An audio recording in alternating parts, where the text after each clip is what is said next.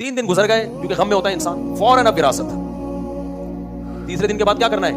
विरासत तकसीम। 3 दिन भी इसलिए कि वो जरा गमज़दा होता है इंसान। 3 दिन के बाद अब विरासत में ताखीर नहीं करनी है। भाई देखो अब्बा की क्या क्या विरासत है, किसको कितना हिस्सा है, फौरन बाज माएँ आ जाती हैं। अब बाप का कफन अभी मैला नहीं हुआ और हिस्से बखिए जायदादें नोचना शुरू कर दी।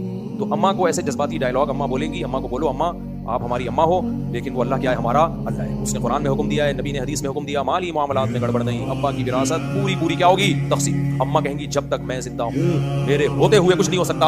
अम्मा, अल्लाह मियाँ ने ये नहीं कहा जब तक अम्मा जिंदा हो तो विरासत तकसीम नहीं होगी, अम्मा के बाद होगी। अल्लाह मियाँ और आपका टकराव हो रहा है, अब इसमें किसको मानना है हमने? अल्लाह।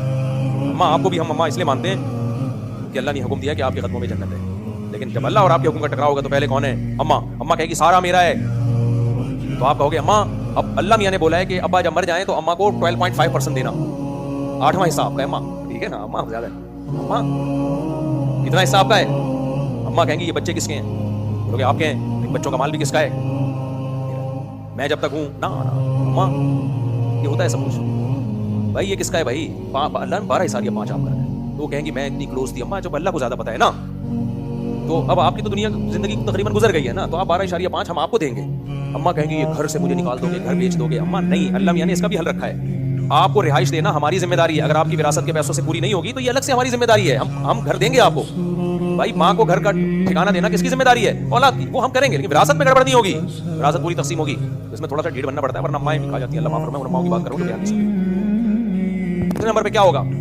अल्लाह मियाँ ने इससे बहनों की विरासत का कुरान में हुक्म दिया है, ला यहिल्लु लकुम अन तरिथु निसा, उसको अल्लाह ने अलग से हाइड रखी। बहनों को लाज़मी देनी है विरासत, क्योंकि औरत है ना, कमजोर होती है, शर्म भी आ रही होती है, तो भाई पी जाते हैं, देते ही नहीं। कहते हैं नहीं जब हम हैं ना, कोई जरूरत हो तो हमें बताना। ये सब तो भी ड्रामे हैं।